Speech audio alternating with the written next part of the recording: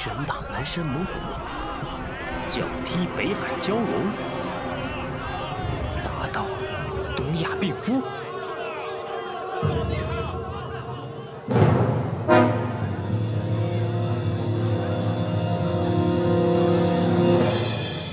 我是世界第一大力士，欢迎你们东亚病夫上来较量！呀！来呀！谁敢较量？来呀！来呀！来呀！上来呀！上来呀！有！厉害啊！厉害！哎呀，总算有人上来了。哎，您先报个姓名，免得没人给您收尸啊。走快！好，开始啊！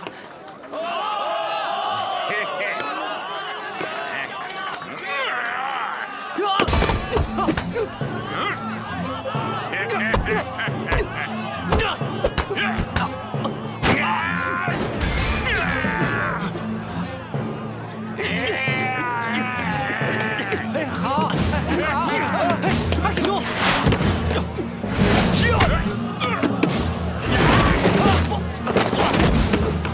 陈加油！哎呀，好，没事吧？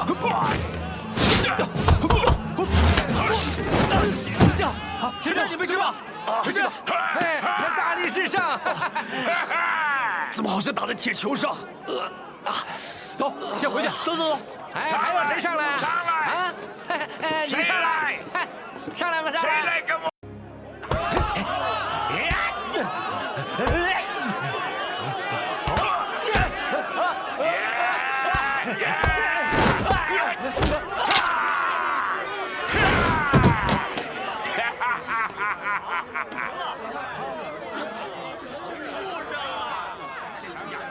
东亚病夫，哈哈哈！还有谁？还有谁来？来呀！哎，你谁来？还有你，来呀！来呀！啊！谁敢来？哎，金刀门！二叔，爹，小心啊！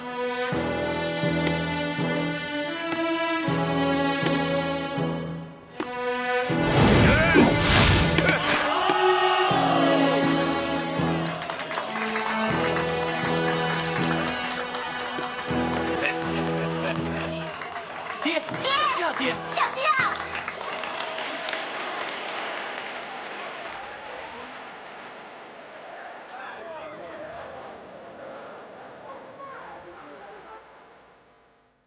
你们中国没有人了吗？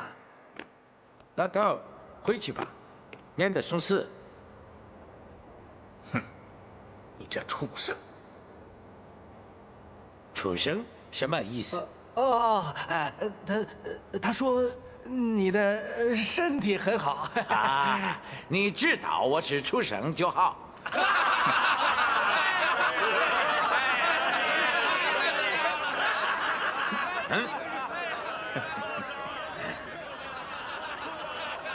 你们笑什么？你们中国人笑什么？让你们看看我的厉害！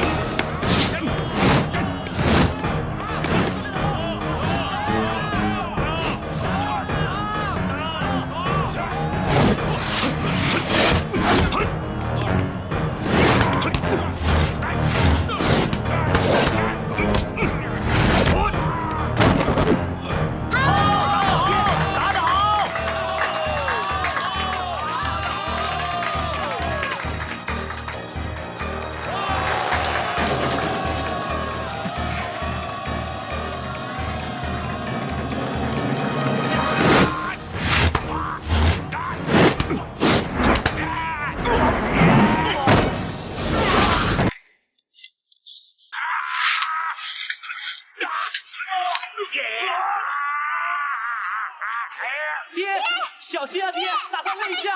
打！爹，打他肋条！打呀！你们能不能冷静一下？这样会扰乱二叔。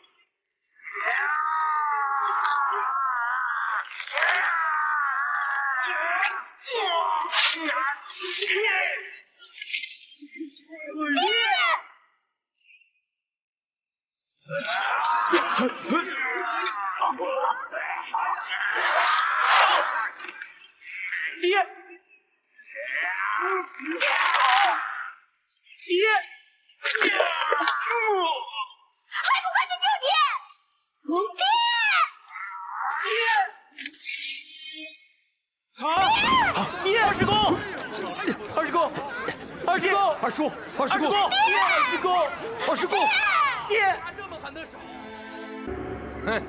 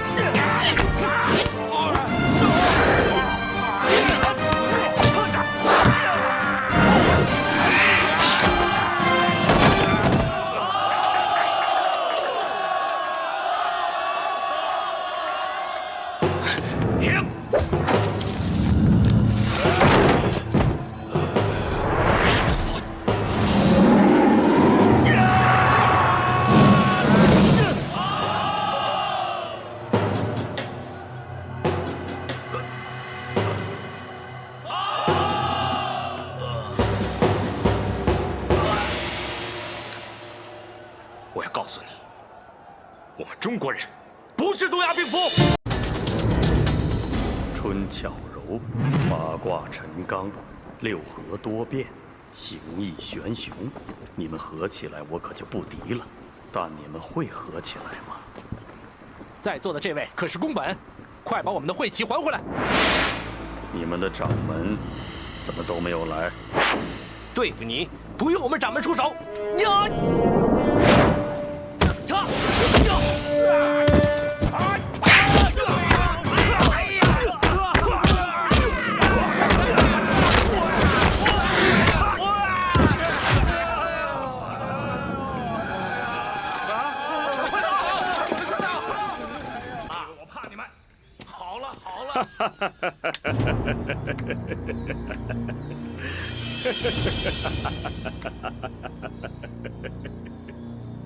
我看不用我动手，你们自己就打起来了。师傅，这个人怎么看着那么眼熟啊？上一次在茶馆里我们碰到过他。哦，对，你是什么人？请问哪位是天津武术总会会长陈少明掌门？我就是。在下宫本一郎。今天特来给陈掌门下战书。陈掌门代表天津武术界，我代表大日本武术界。3天后我们决战。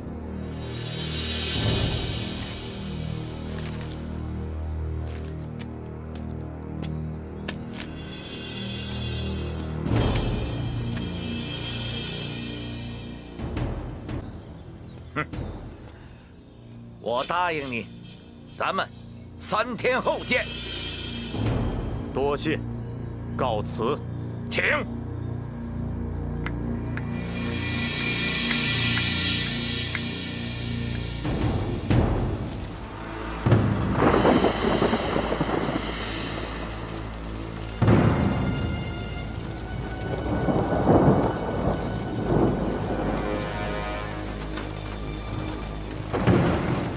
您放心，为了大日本帝国的尊严，不成功便成仁。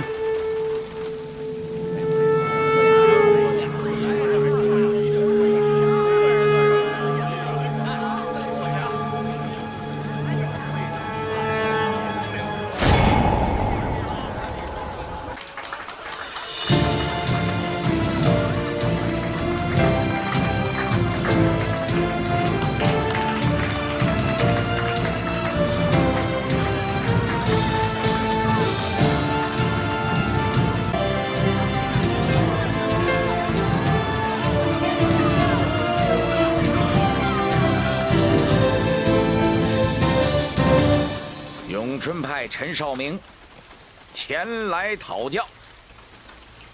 在下宫本。陈师傅能来，我很高兴。永春派功夫我仰慕已久，希望陈师傅今天能够多多指教。客气。能和东洋武师比武，也是我陈某人的荣幸啊。希望陈师傅今天能够全力以赴，我也不会客气的。比武难免死伤，你可还有什么话要向亲人交代？既来之则安之，既然来了，就没考虑那些。好，那咱们就废话少说，请。请。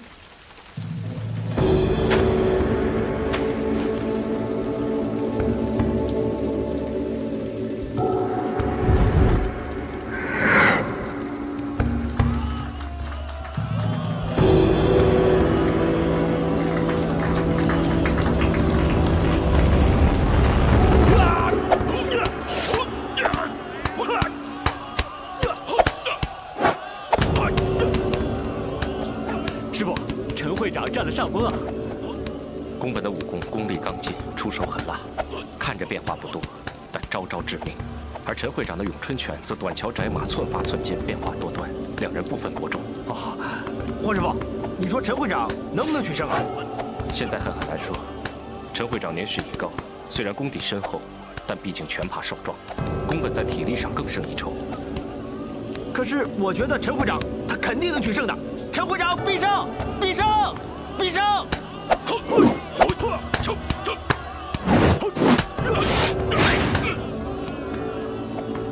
师傅，陈会长他支持不了多久，他打不过宫本。一旦被宫本抓住机会，以宫本的狠辣，他非死即伤。这还不好说，不过你的武学修为进步了不少。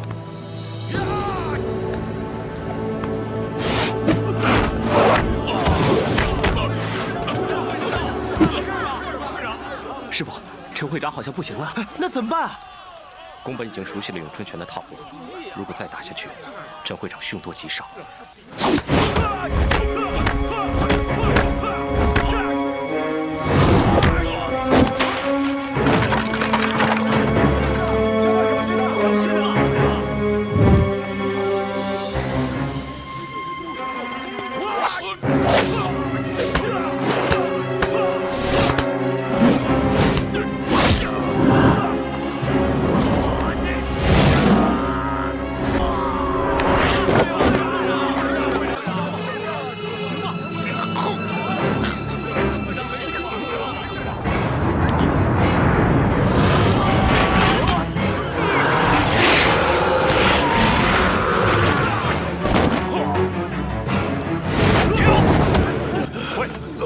既然你们胜负已分，又何必置人于死地呢？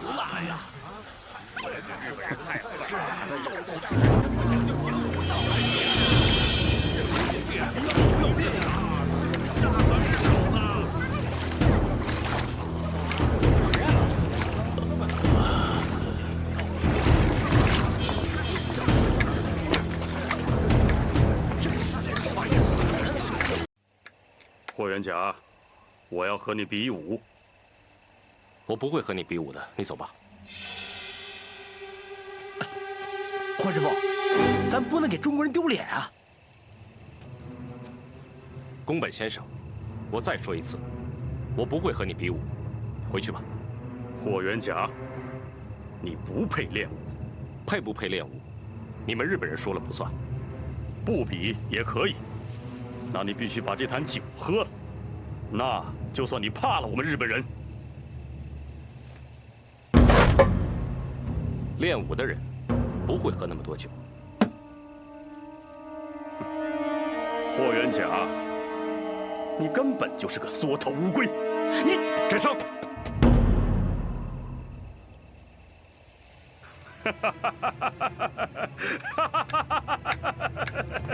霍师傅，这小日本骂我们中国人是缩头乌龟，太嚣张了。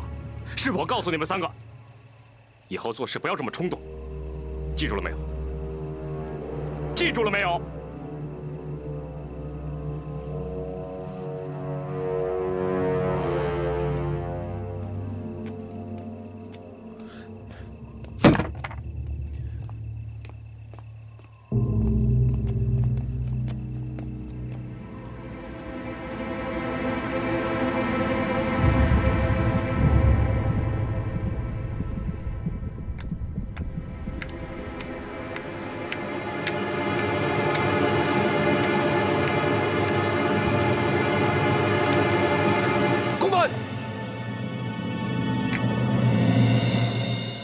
你不是霍元甲的徒弟吗？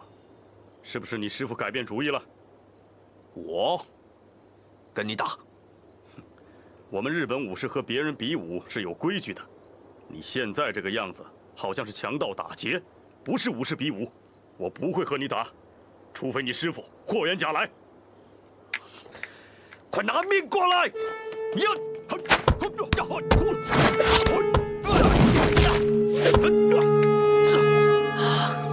够了，我不会和你打。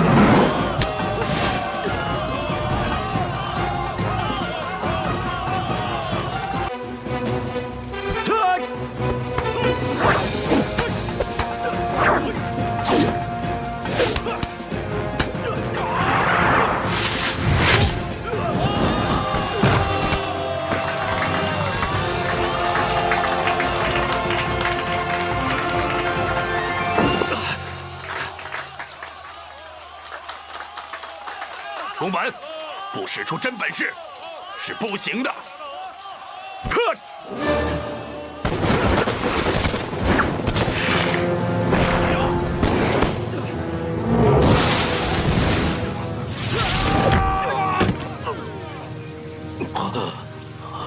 元甲，冯师傅没事吧？很难说，但他不能拖得太久。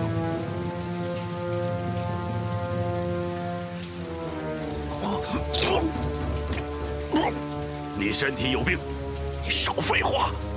陈真，冯师傅既然有病在身，为什么还要打下去？我不知道。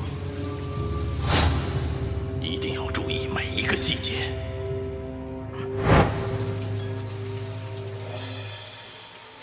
来呀！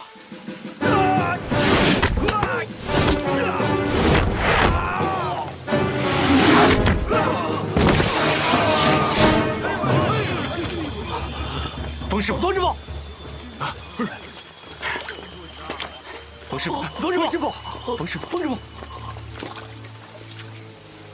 公本，陈真，陈真，这是公平的比武，不要冲动啊，陈真，陈真。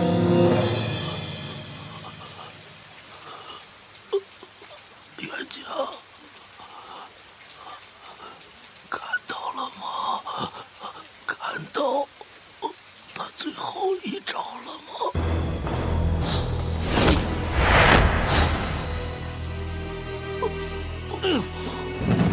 冯师傅，公本，我要你偿命！陈真，公本真。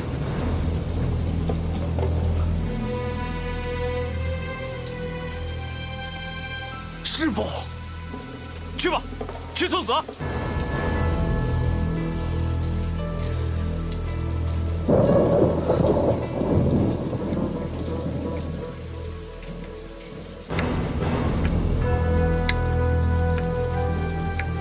他根本就是有病在身，这不能怪我。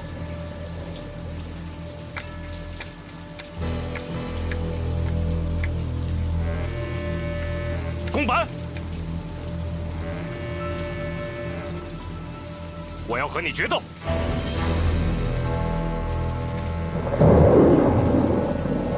好，你要记住你说过的话。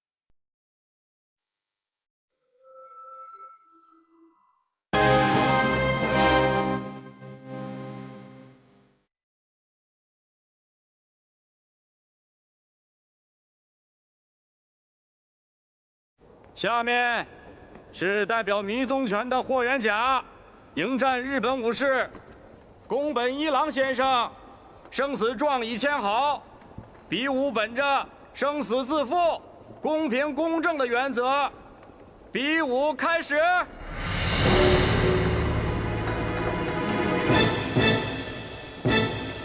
师傅，小心呐！小心啊！霍师傅必胜！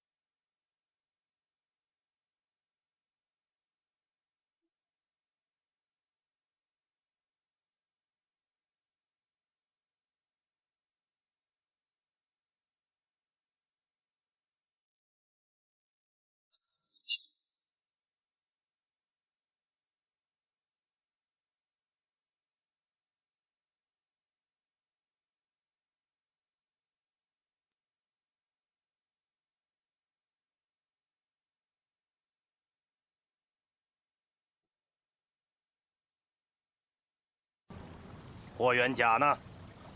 我今天来，是替我弟弟出战。报个家门吧，我是静海密宗拳第6代掌门。敢问阁下，我要打的是霍元甲，不是你。我没有必要告诉你我的来历，你不配。哼，配不配，只有打了才知道。来吧。哼，配不配，不一定要打了才知道。打了才知道的话，就不是高手了。不过我想不明白，霍元甲为什么像一个缩头乌龟，让一个功夫不如自己的哥哥来垫背送死？别说那么多废话，多想想自己的后事吧。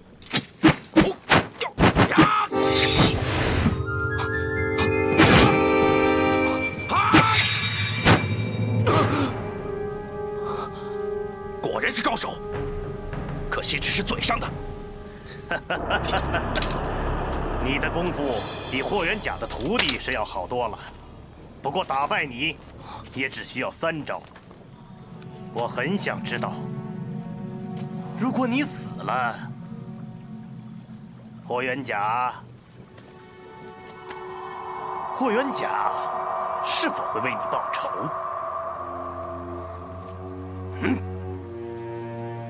好啊，3招之后，我再告诉你。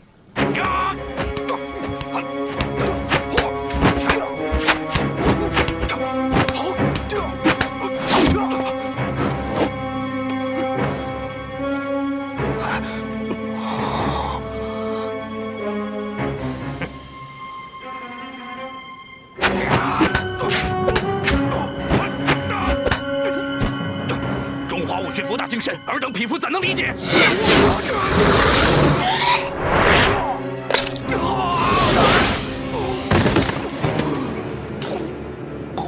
怎么样？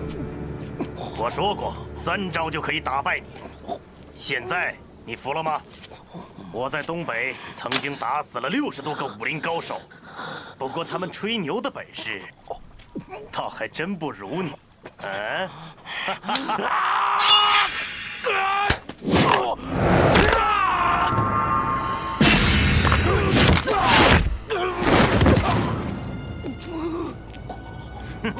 你们中国人就是这样，对自己的东西参悟不透，就敢拿出来吓唬别人。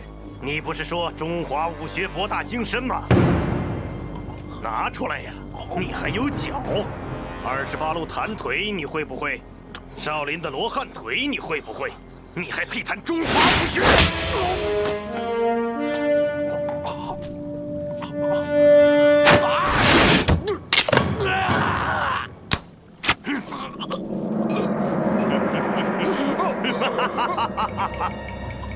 我突然间又改变主意了，因为在我看来，霍元甲可能根本不值得我去打。这样吧，只要你认输，承认你们中华的武学不如我们大日本的武术，我就饶你一命。如果我们2个真的只是比武，我会认输的。这是战斗，我和你，中国和日本，我可以被杀死，霍元甲也可能被你杀死，但你永远赢不了，因为你赢不了中国。可是我们已经赢了，台湾已经归属我们大日本的版图，接下来是东北，然后是山东，总有一天，你们这帮中国人，迟早会变成我们大日本帝国的臣民。你们是亡国奴，你们只能做我们的奴隶。痴心妄想，你欠下的血债，总有一天会让你加倍偿还。师傅，师傅，你死的时候还算是个英雄，我会告诉他们的。去死吧！我给皇上丢脸了，我给中国人丢脸了。让元甲养好身体，再来报这个仇。师傅，这是国仇，师傅一定要师傅，我告诉你，我对你的头发不感兴趣。师傅，我们走。师傅，师傅，师傅。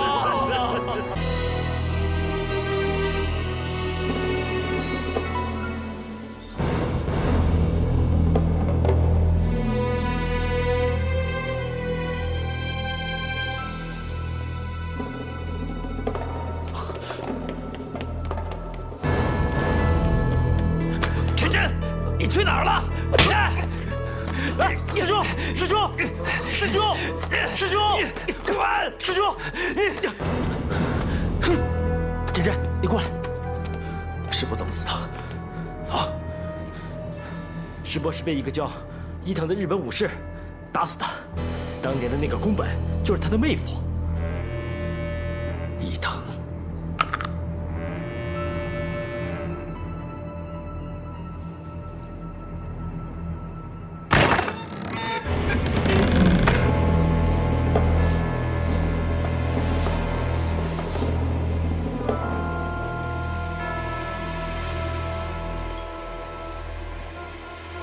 叫伊藤出来！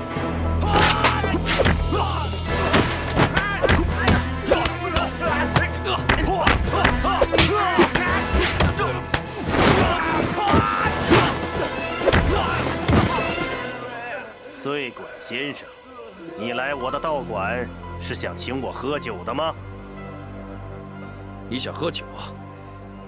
下一坛酒，我会在你坟前喝。呀！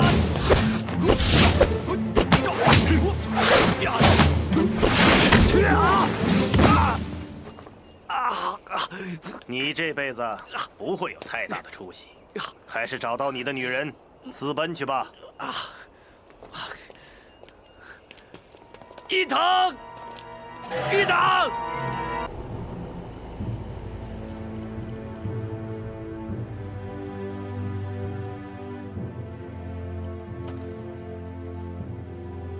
爹，师傅，大哥，我霍元甲能活到今天，不是苍天眷顾、福大命大，也不是随波逐流、明哲保身。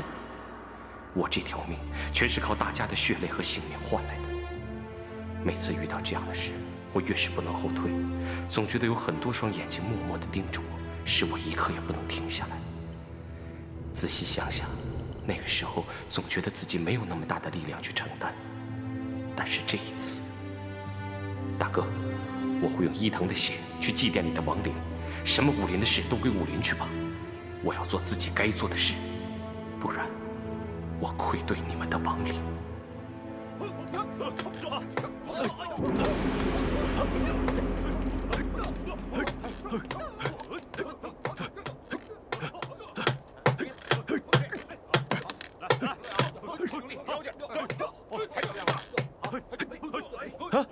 陈真，你回来了。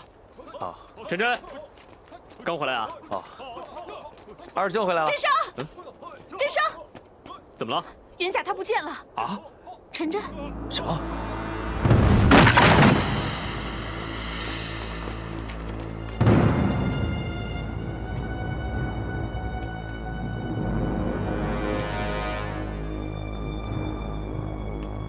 中国狗，把鞭捡起来！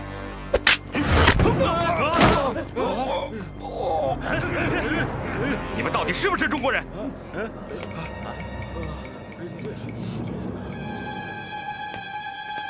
你到底是谁？霍元甲。霍元甲，霍元甲，你就是霍元甲？不错，我家主人交代，让我们4位先招待霍先生。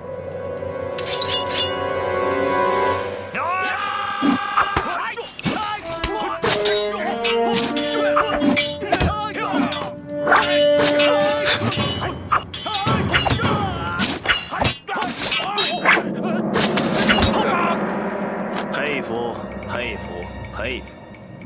霍师傅，你竟然用南派流花剑法来迎战我东瀛武士刀，倒颇有我剑道的韵味。我不是来说剑术的，我是来报仇的。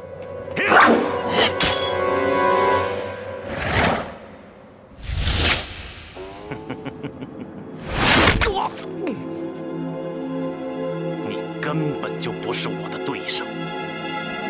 你嗔火旺盛，心虚气结。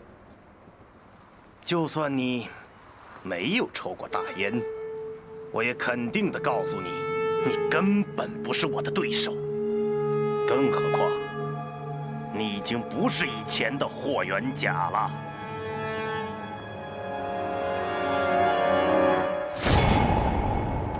鄙人有一个爱好，专门收集你们中国人的辫子，知道吗？这就是你哥哥霍元武的辫子。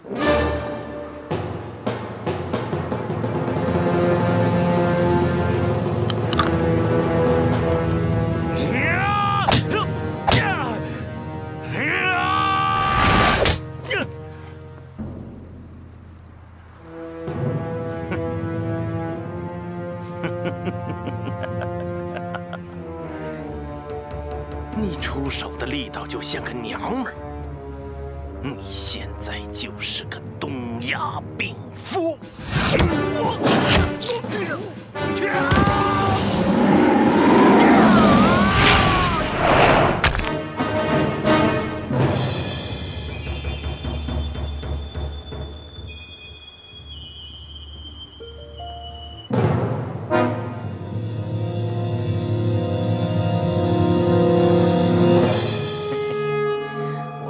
先不杀你，到了万国比武大会上，我再当着众多中国人的面，再慢慢的折磨你。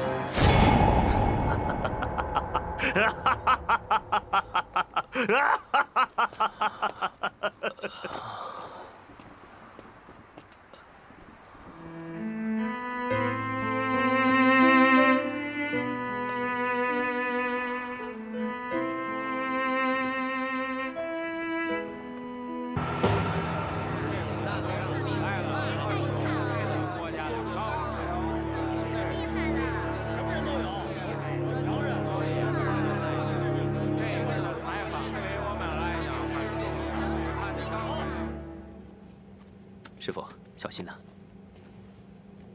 走吧。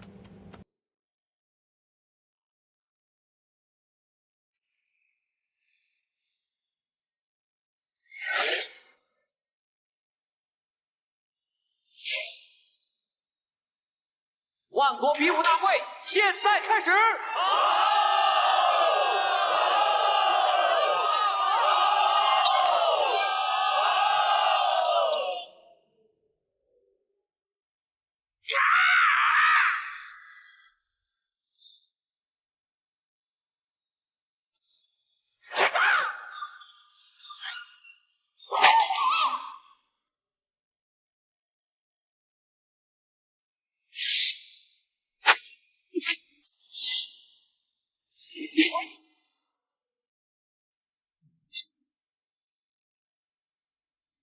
长枪！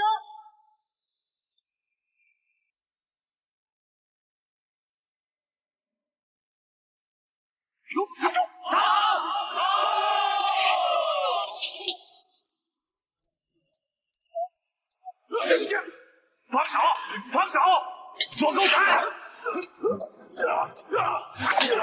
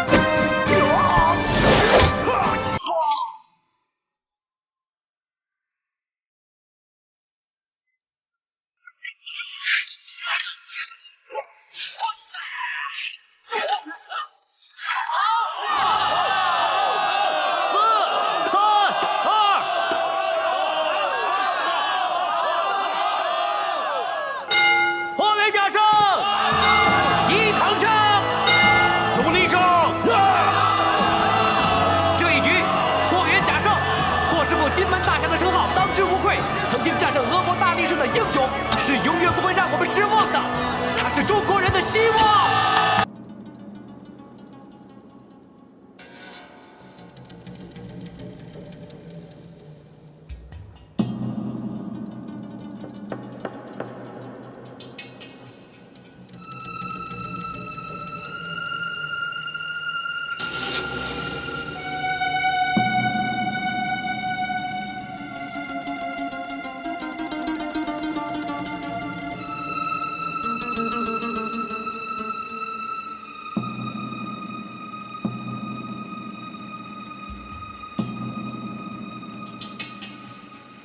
有什么发现吗？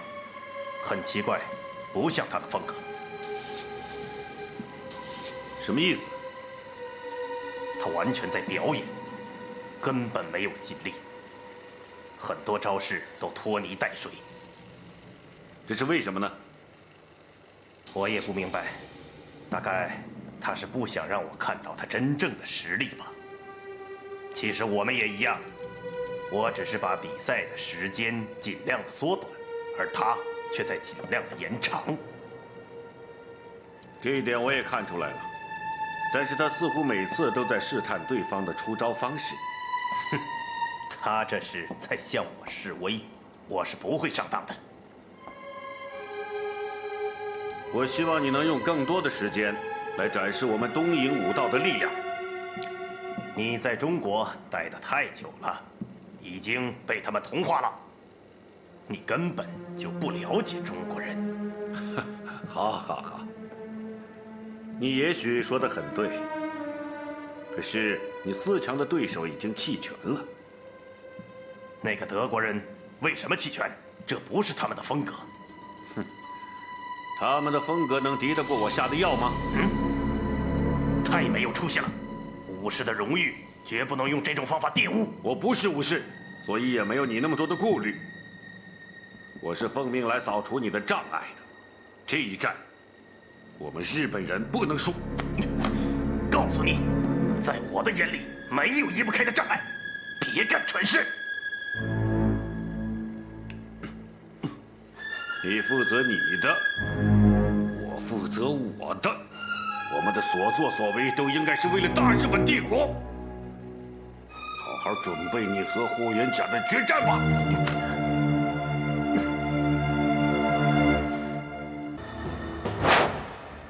现在出场的是英国拳师鲁尼。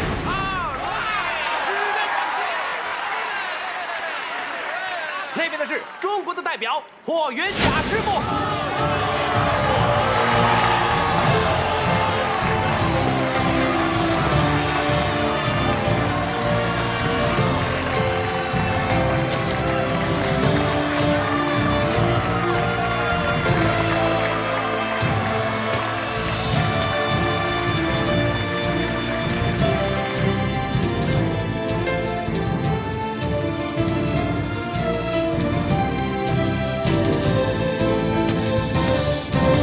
准备好了吗？OK， 好的。准备好了吗？好的。现在，请选手上场。好，师傅好。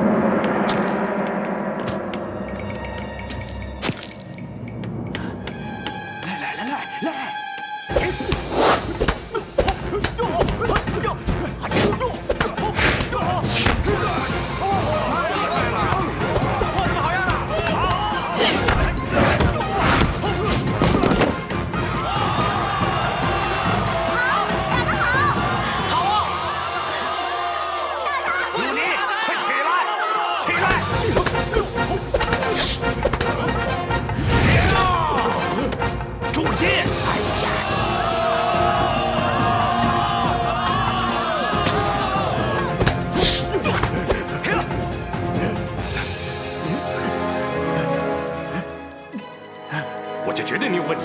我这个是可学的力量。无耻！我听说你也打过这个，不是吗？我要好好教训你。好，师傅，停，不要过去。师傅，下来吧。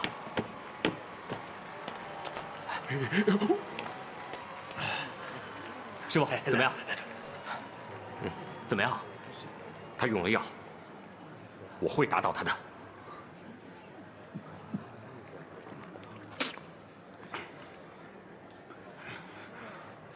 哪吒，到时候你假装被打倒，他一定会跟过来。你用这个药迷住他的眼，只要他看不见，你就会获胜了。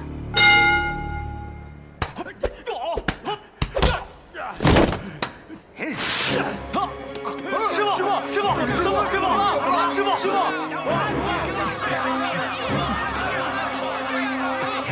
来呀，来呀！师傅，怎么了？怎么样？裁判，看实战，看实战！把手伸出来，面向观众。怎么样？没用，你没事吧？我手里什么都没有，没有。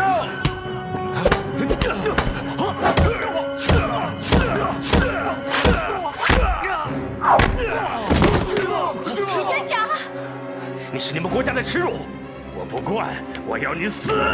师傅，师傅，师傅，师傅！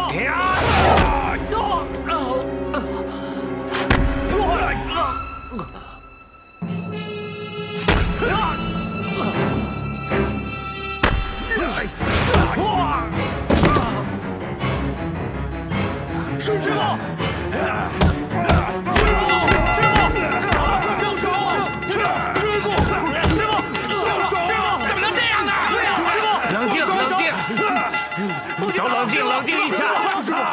冷静，冷静！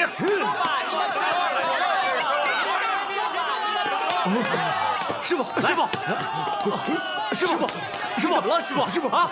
我的眼睛很疼。师傅，那怎么办？他们开始炸呀！师傅，他用东西迷住了我的眼睛，那怎么办啊？师傅，马上就要开始了，师傅，怎么办？这声啊，我就算看不见，师傅，我可以听，我可以听。师傅，我知道了，你放心，我知道怎么办。师傅，师傅，裁判，师傅，那个别下拍，别下拍，快走，快走，走，快走！师傅，师傅，你没事吧？马上就要开始了，师傅，怎么办？各位观众请注意，各位观众请注意，霍师傅将在第3个回合当中为大家展示听声辨位的绝技。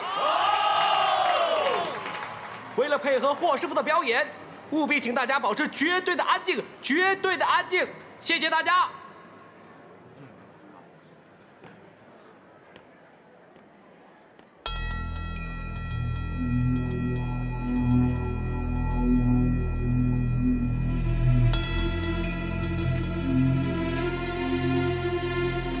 这样怎么打呀？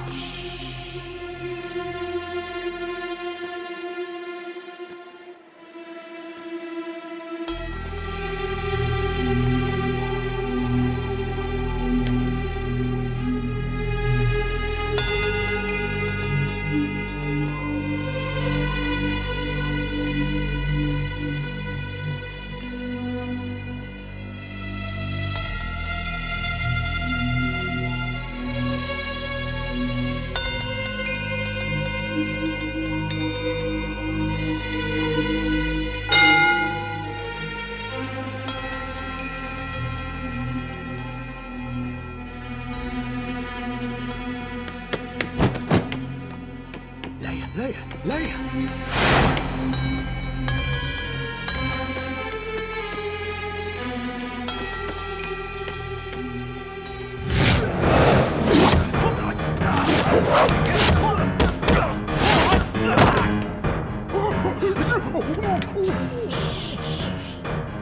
这是什么鬼把戏？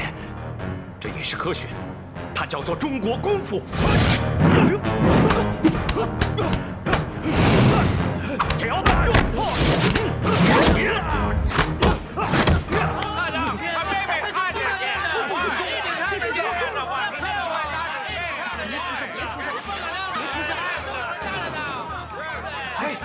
安静！出声，别出声，裁判会制止他们呀！出声。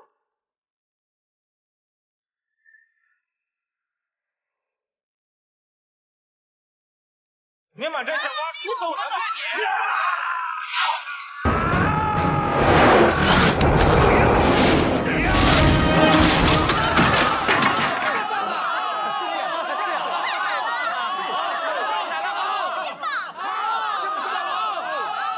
后面假证。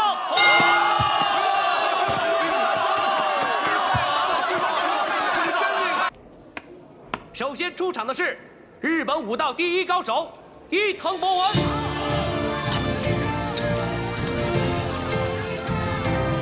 接下来出场的是中国的霍元甲师傅。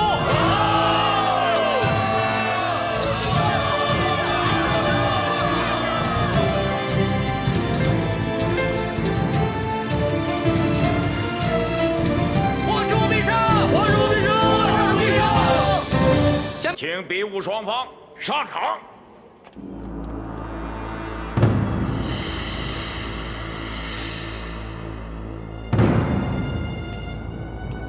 师傅，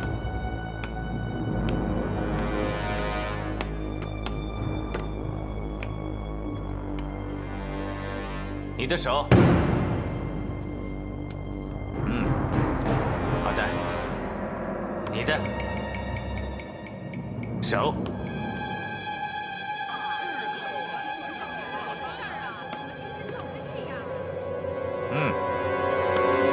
经理。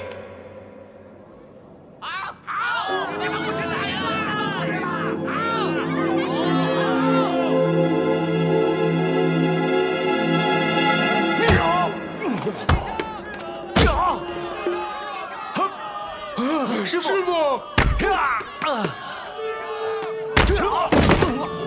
傅，师傅，这是我们打垮中国人的最好的机会。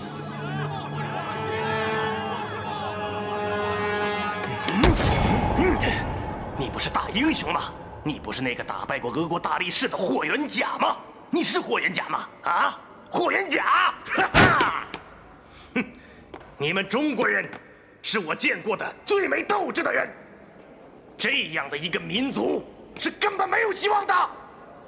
就像现在，你们每个人都想我死，却只派得出一个疯子，因为他们根本上不了这个擂台。只会让你来送死。看看你可爱的同胞们多么的自私！你们现在就是一群彻头彻尾的东亚病夫！你们！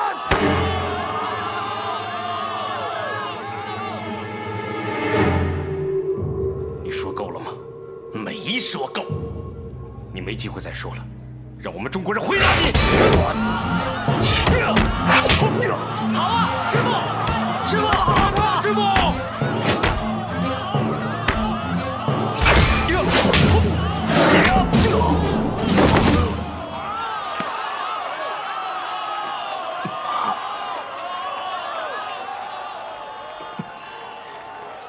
你装疯！假痴不癫，这是36计。你以为你的暗器能打着我的风筝线吗？你们中国人根本就不是武士，为了一己私仇，竟敢使诈！这就是以其人之道还治其人之身。你的祖先，日本浪人，屡犯我东南沿海。从那时开始，你们杀了我们多少人，又使得多少人无家可归。这些人和我哥哥一样，都是无辜的。所有的仇，我们一定要报。当今世界是由强者说了算。当年要没有那场神风的话，我们大日本民族不也就被成吉思汗的铁蹄给踏平了吗？事实很清楚，要不是我们天皇锐意改革新政，想必我们今天的日本也会和中国一样。所以，告诉你，规则永远是由强者制定。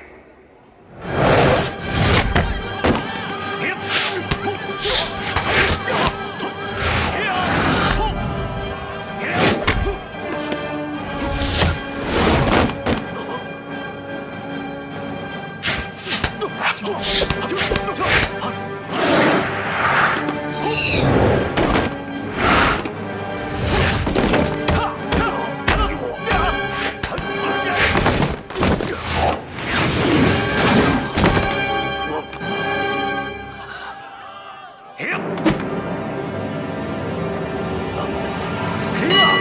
束，分开，请分开。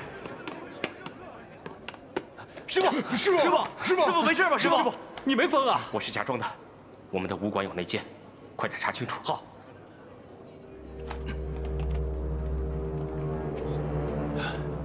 到底怎么回事？你没看见吗？他是在装疯。我在问你为什么这么狼狈？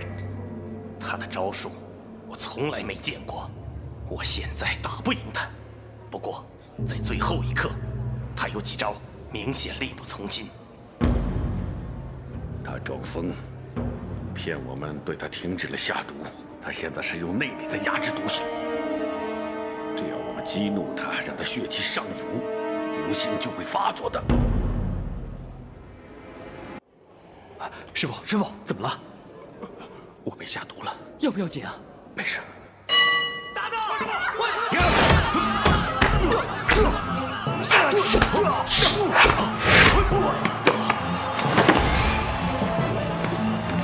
我今天一定会打败你。好啊，不过力度太轻了。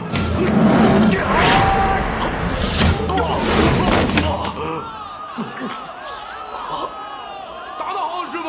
10、9、8。刚才你们是大声的侮辱中国人吗？现在怎么不说了？5、4、3、2。喂，你怎么了？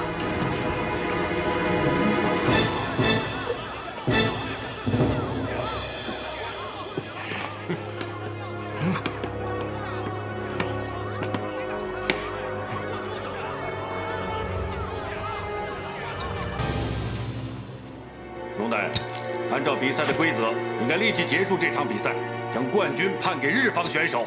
那不行，这霍元甲的伤势啊，他究竟是怎么回事啊？还不清楚。也许处理好以后，他还能重新上场，是吧？你们大家说是不是啊？是，有道理。对，那好，如果5分钟之后霍元甲还不能出场的话，就判他输。这，对。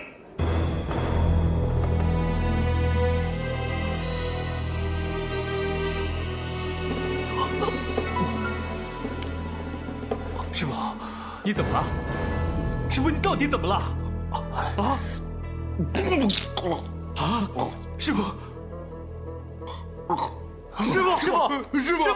大夫，到底怎么回事啊？师傅，怎么办？大夫，你救救我师傅啊！现在马上送我们的教会医院去抢救，也许还来得及。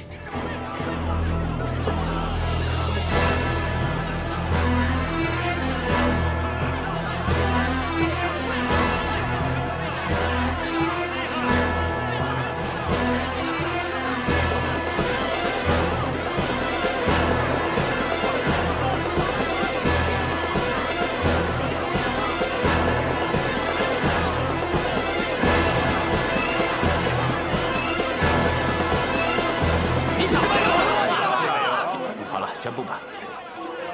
现在还剩2分钟，如果霍元甲师傅不能出场的话，比赛就将结束了。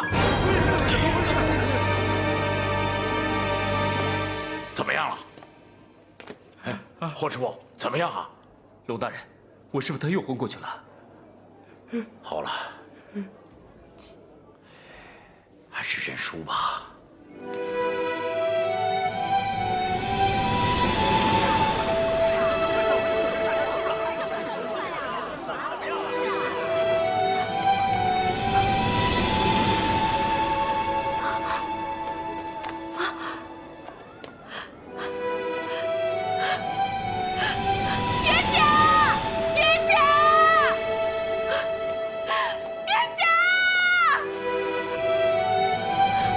元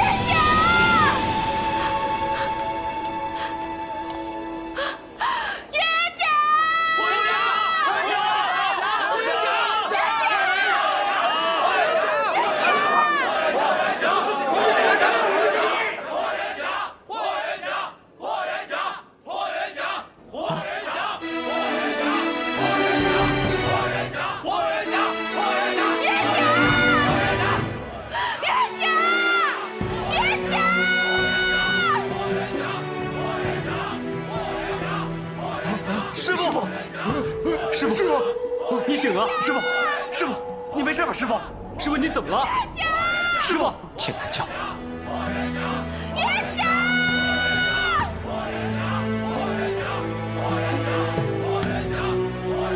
师傅，你没事吧？师傅，师傅，简单不在外面，我们现在送你去医院，走。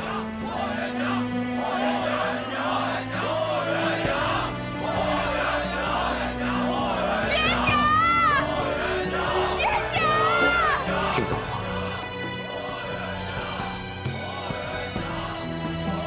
还有最后1分钟，你要再不上场，就只能判你输了。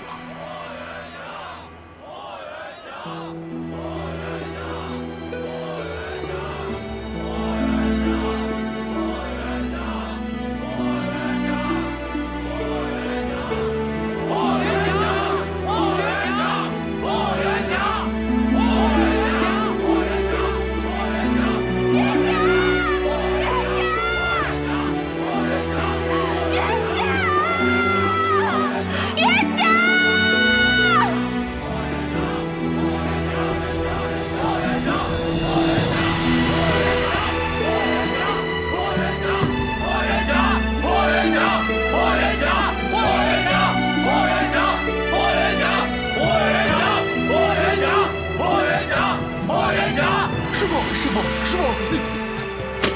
傅。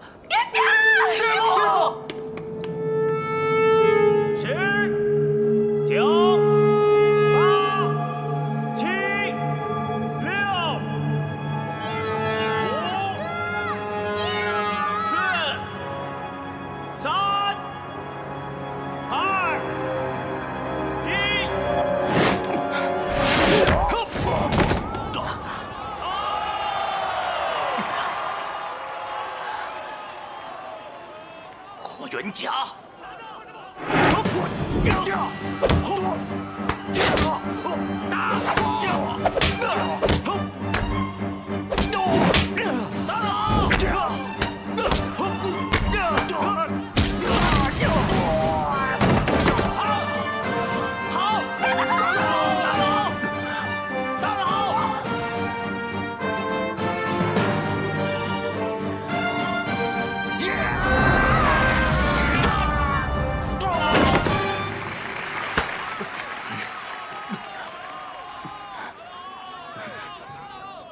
根本赢不了我，霍元甲，你已经中毒了，我要看着你怎么死。真正中毒的是你们，霍元甲，你和精武门都会和你哥一个下场，你们中国人没有希望了。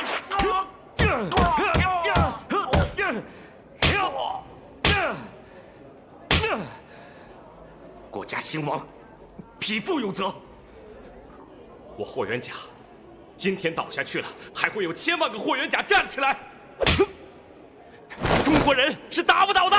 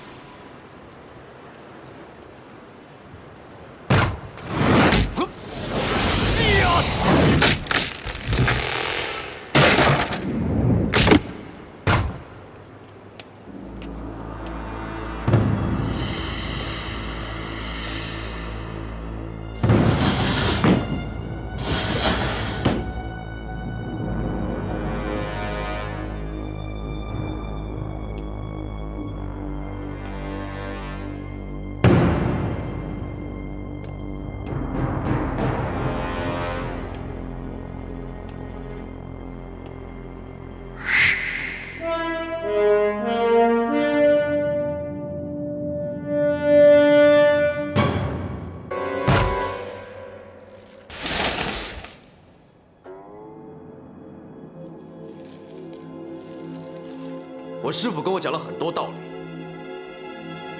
我没能全部明白，但是跟我讲了8个字：国家兴亡，匹夫有责。你能承担起这个责任吗？啊？你师父不是很厉害吗？可最后不还是死了吗？霍元甲会死，王秀芝会死，我陈真也会死。你以为你不会死吗？但精武门的精神是永远不会死的。那就别浪费时间了，来吧！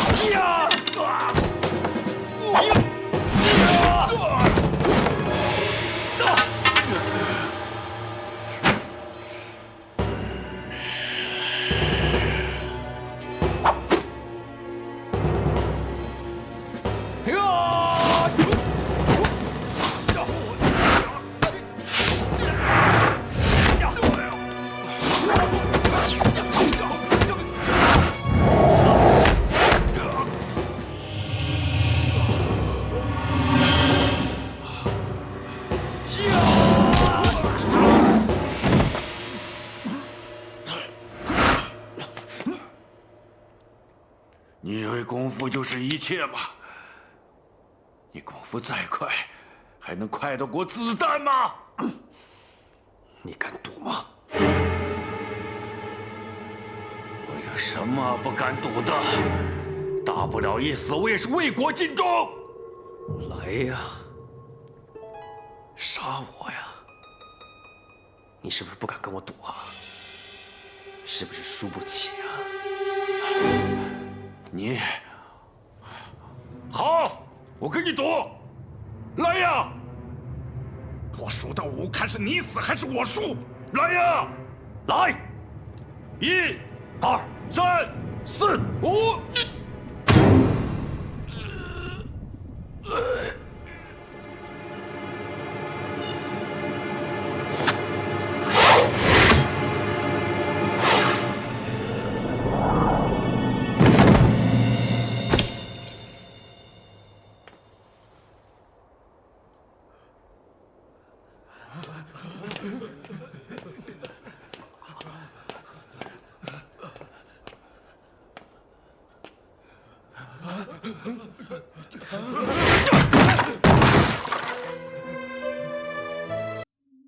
你们这些刁民，你们这些行为是违法的。笑话，这是我们大清的土地，怎么能让你们横行霸道？如果你们再不撤，我们就开枪了。说罢，洋鬼子们就开始举枪瞄准。可天津武术总会的所有会员以及霍元甲等人视死如归，决心保卫林则徐震天牌楼，不让洋鬼子踏进天津半步。这时带头的洋人坐不住了，立即下令开枪射杀。不料枪声恰巧被路过的王五听到。什么声音？啊，师公，好像放鞭炮，没事的。放屁！啊，这离震天牌楼只不过半里，那边肯定出事了。我去找人家。没事。师公，师公。随后王五立刻骑马前去救援，可这边早已乱成一团，武术总会的人也是死伤过半。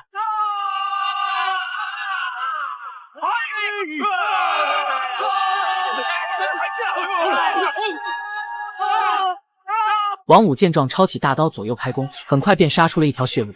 元甲！这是霍元甲与程天笑的第3次交手。这一战，二人不光是要分出胜负那么简单，而是双方的生死对决。只见两人见面话也不多说，直接就是拳拳到肉的较量。经过一番交手，程天笑觉得有些不可思议，霍元甲的武功竟在3天内发生了惊人的变化。几天不见，长进不小。脚打7分，手打3，彼此彼此。眼看霍元甲已对自己构成了威胁，这时的程天笑也不再留情，对准霍元甲发起了更疯狂的攻击，接着再次踢出他20年功力的一脚。幸好霍元甲凭借灵活优势翻身躲过，随后瞄准机会快速反击，只可惜好景不长。程天笑毕竟实战经验丰富，仅用一招就扭转了战局。面对用尽全力的程天笑，此时的霍元甲已无招架之力。如果凭借师傅王五所授的一点皮毛武功，想要取胜难于登天。被逼无奈的霍元甲最终使出了密宗拳，这才勉强与程天笑打成平手。要知道这密宗拳可是从不外传，即便是霍家4子的霍元甲也从未学到。但就在比武前夕，霍恩帝思考再三，最终还是把密宗拳谱交给了霍元甲，并叮嘱他不到万不得已不可出最后3式。但不巧的是，这密宗的最后3式却是程天笑最想见识的。看来密宗拳你全会了，来，给我出最后3式！你们中国人是我见过的最没斗志的人，这样的一个民族是根本没有希望的。这是霍元甲人生的最后一战，可备受打击的他早已精神失常，走上台后，就连对手伊藤都惊呆了。他怎么也想不到，一代宗师竟会沦落到如此地步。但为了拿下大赛冠军，伊藤还是对霍元甲痛下死手，接着过来说道：“你不是大英雄吗？你不是那个打败过俄国大力士的霍元甲吗？你是霍元甲吗？啊，霍元甲！哈哈！你们中国人是我见过的最没斗志的人，这样的一个民族是根本没有希望的。你们现在就是一群彻头彻尾的东亚病夫。”可话音刚落，霍元甲突然反手抓住了伊藤。原来他并没有疯，他只是用装傻来躲避日本人继续下毒。随后霍元甲奋起反击，直接打得伊藤措手不及。可当他打算乘胜追击之时，体内毒药忽然开始发作。第一回合结束，霍元甲虽然略占上风，但留给他的时间也不多了。接着连忙吩咐弟子查出内奸是谁。这边王希文看到霍元甲毒已攻心，于是让伊藤元甲，你是你们国家的耻辱，我不惯，我要你死！这是霍元甲人生中的殊死一战，万国比武大会如期举行。而霍元甲这次的比武对手却是比大力士更厉害的英国拳王。据说此人不仅实力强悍，而且为了当众打垮霍元甲，鲁尼还在体内打了不少兴奋剂。那霍元甲这次又该如何应对呢？只见比赛一开始，霍元甲就使出擅长的迷踪拳，并且三拳两脚打得鲁尼连连后退。可随着交手的渐渐深入，霍元甲忽然发现对方比武作弊。我就觉得你有问题，我这个是可血的力量，我要好好教训你。第一回合结束，霍元甲略占上风。可在中途休息时，洋鬼子偷偷给鲁尼塞了一颗药。他们这是打算要干嘛？第二回合开始，双方又是一番激战。但这时鲁尼突然假装摔倒，等霍元甲靠近后，一把撒出刚才的五福伞。霍元甲顿时双目失明，什么也看不见，而对方却趁机对霍元甲痛下死手。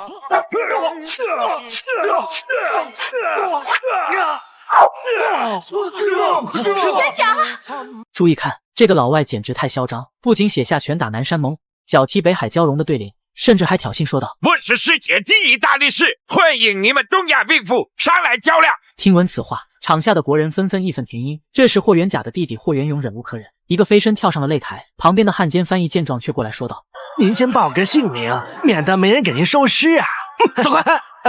好，开始啊！随着双方做好准备，接着比武正式开始。霍元勇急不可耐率先进攻，可还没打几拳，就被对方单手牢牢抓住。霍元勇不服，继续用腿攻击，但他的拳脚不仅没有给对方造成伤害，反而被对方一把给举了起来。眼看情况危急，台下的陈真直接飞身跳上擂台，在踢开大力士后，把霍元勇给救了下来。是这样哟。不过这也成功惹恼了大力士，对准二人发起了更疯狂的反击。而场上的陈真也是毫不客气，与对方交起手来。无奈他也不是大力士的对手，直接被三拳两脚打下了擂台。出去吧！嘿，大力士上！怎么好像打在铁球上？你是谁？在下是霍家四子霍元甲。今天是霍赵两家比武的日子，可就在双方交手的关键阶段，一个独臂老人突然杀出，并且三拳两脚就打飞了场上的霍元武和赵振南。这时霍恩第一眼便认出来者正是他们的大师兄程天笑。大师兄，真的是你？不知今天来有什么事？霍恩弟，多年不见，你还那么蠢。当年离开师傅的时候，你们就该知道我的想法。今天我是来拿回我应得的东西。原来程天笑20年后再次出山，就是为了夺回当年失去的密宗称号。随后他更是让徒弟陈真亮出旗帜，表示有谁不服的尽管走上台来。眼看话都说到这个份上，此时的赵兴显也不再客气。既然当年师兄弟三人没能分出胜负，那今天彼此就来个了断。接着双方拉开架势开始交手。虽然赵兴显年轻力壮，可在程天笑面前却丝毫不占优势，直接被他狠狠一脚踢出数米开外。还没等赵兴显站稳脚跟，程天笑便乘胜追击，将他踢下了擂台。爹，混弟，该你了！大师兄，多多指教。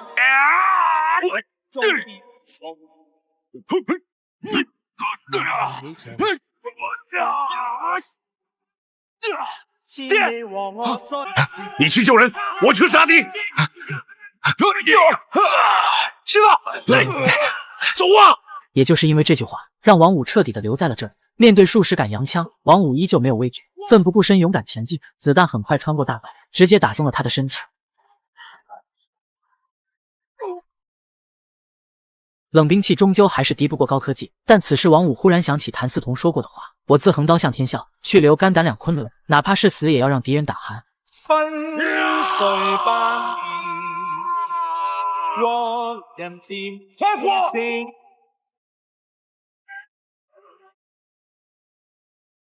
大刀王武倒下了，但还会有千千万万的王武再站起来。洋鬼子最终也会被赶出中国。经此一战，天津武术总会元气大伤，但依旧没有动摇霍元甲保家卫国的决心。然而就在这时，陆大安把王武的大刀拿了回来，看着这沾满鬼子鲜血的大刀，霍元甲在心里暗暗发誓：这个仇我一定要报，不然的话，我不叫霍元甲。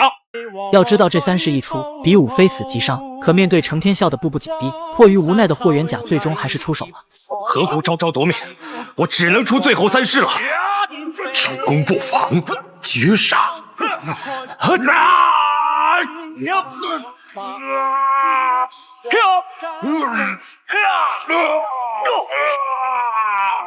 重伤的程天笑彻底失去了战斗力。这时陈真急忙赶了过来，看着奄奄一息的师傅，陈真显得有些不知所措。程天笑告诉他，自己看到了密宗最后3式，就算死也值了。接着让陈真不要替他报仇。说完，程天笑便气绝身亡。师傅这么一走，陈真彻底成了孤儿。可他不知道的是，师傅的话其实包含了2种意思：一是自己能死在密宗的手里，已经是死而无憾；二是霍元甲的武功小有所成。如果陈真贸然报仇，根本没有机会。安葬好师傅后，陈真开始奋发图强，每天苦练武功，希望自己有朝一日能打败霍元甲，替师傅报仇。于是就在龙海生药店开业当天，陈真背着一口棺材就找上门来。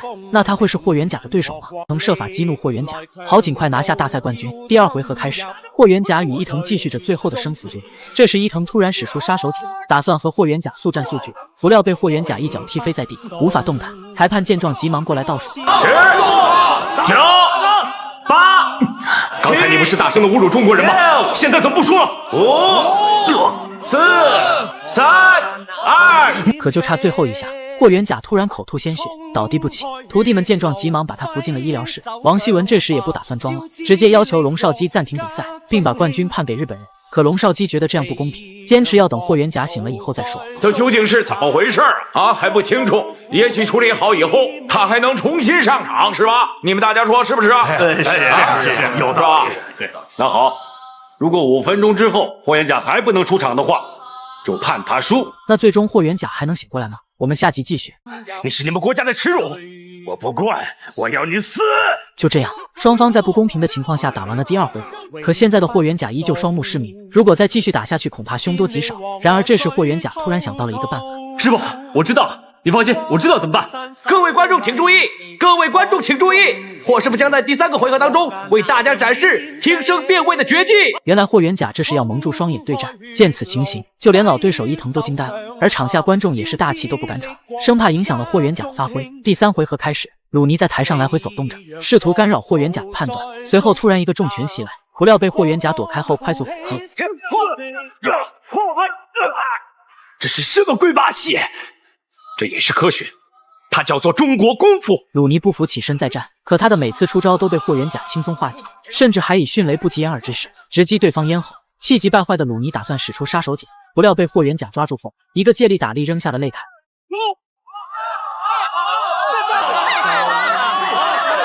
霍元甲胜！霍元甲赢了，场下国人无不欢欣鼓舞。但狡诈的王希文为了让伊藤拿下冠军，他不仅派人抓走赵倩楠，甚至还安排卧底在霍元甲的饭菜里下毒。那霍元甲最终还能参加比赛，成功打败伊藤马。我们下集继续。回到武馆后，大伙把刚才的事情一五一十的告诉了霍怀山。作为京城武术界的泰斗，他决定明天前去会会这位大力士，以挽回中国武术的尊严。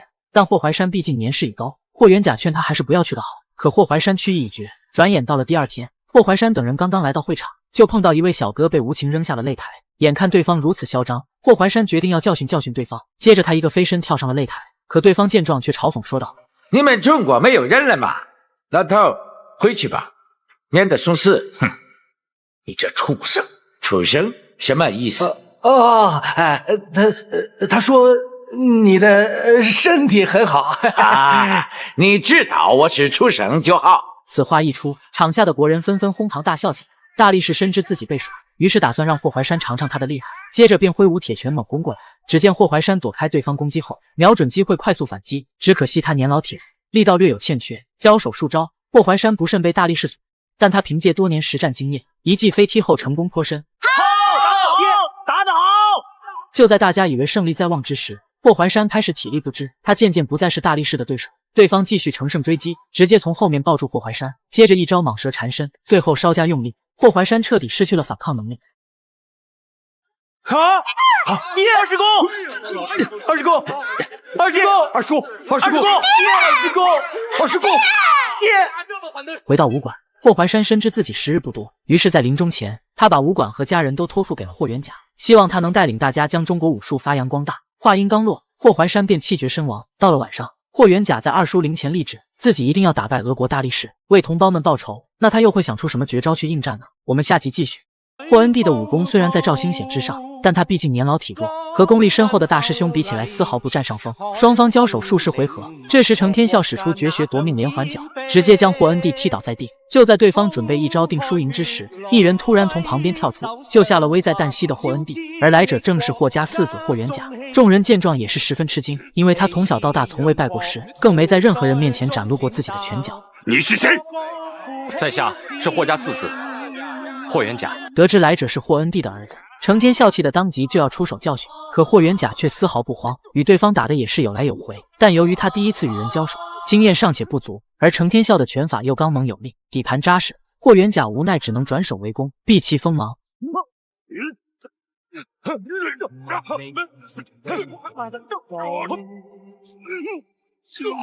师傅，你没事吧？到底什么功夫？霍家拳不是霍家拳，霍恩帝不是你师傅。